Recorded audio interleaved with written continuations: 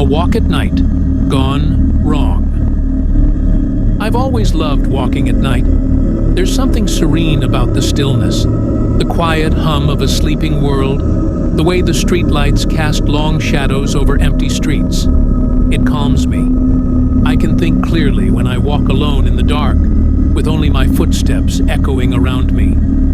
Tonight, though, something felt different. The air was colder than usual, biting at my skin despite the light jacket I had on. It wasn't a particularly windy night, but a chill seemed to hang in the air, more oppressive than refreshing. Still, I figured a good walk would clear my head. The workday had been long, stressful, and I needed to escape the confines of my apartment, even if just for an hour. I slipped my phone into my pocket, tugged my hood up, and headed out. The neighborhood was quiet, as expected.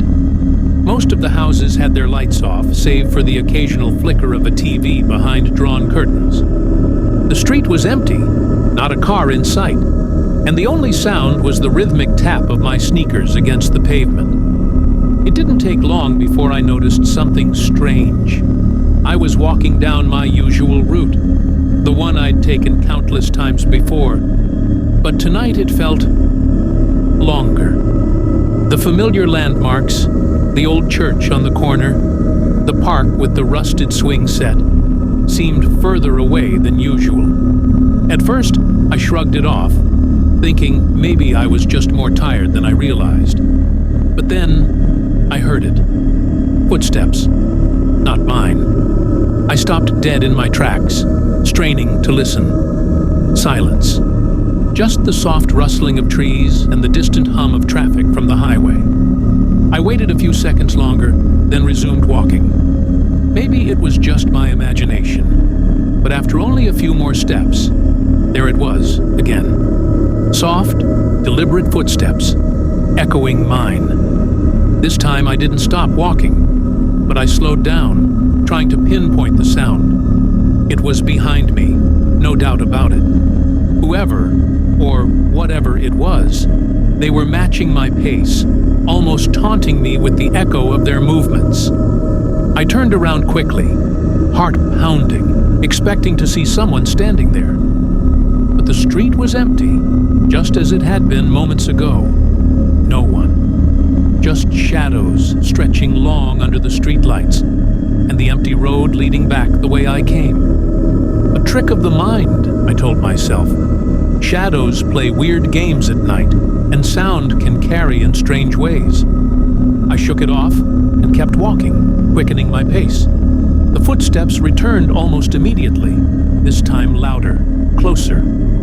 Panic set in. I turned again, more abruptly this time, scanning every corner, every dark space between the houses. But once again, there was nothing. No one. I pulled out my phone and checked the time. 10:43 p.m. I swore I'd only been walking for 20 minutes, but it felt like hours had passed. My phone's screen glowed brightly in the dark, and for a second, I felt safer with it in my hand. But the footsteps had stopped when I looked back. They only followed when I wasn't watching. I took a deep breath and started walking again, faster now.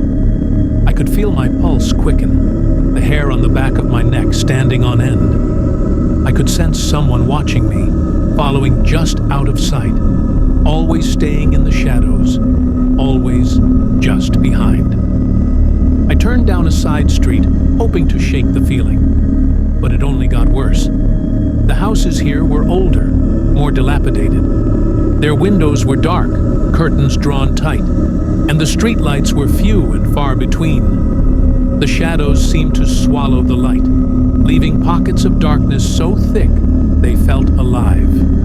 The footsteps returned, louder, more urgent, keeping up with my now hurried pace. My breath came in short, panicked bursts, and I could feel the sweat gathering at the back of my neck despite the cold air. I turned around again, more desperate this time, expecting, no, hoping to see someone, anyone. Nothing. My heart raced, and and I could feel the weight of something watching me, closing in. I knew it was there, even if I couldn't see it. The footsteps had stopped again, but the air felt thick, suffocating. I pulled my phone out and quickly dialed a number, any number, my fingers trembling so much I almost dropped it. But the screen glitched, flashing static before the call could connect. What the hell? I tried again. Same thing. Static, then nothing. My heart was hammering in my chest now, the fear building as I realized something was very, very wrong. Suddenly, I heard a low, guttural growl. Not from a dog. No. It was something much deeper, almost inhuman. It came from behind me, from the darkest part of the street, where the light couldn't reach. I froze, every muscle in my body screaming at me to run, but I couldn't move. I didn't dare turn around. The growl grew louder, more insistent, like whatever it was wanted me to know it was there. And then I heard it. Breathing. Ragged, heavy breathing, just inches behind me. The kind that makes your skin crawl. The kind that belongs to something hungry. I forced my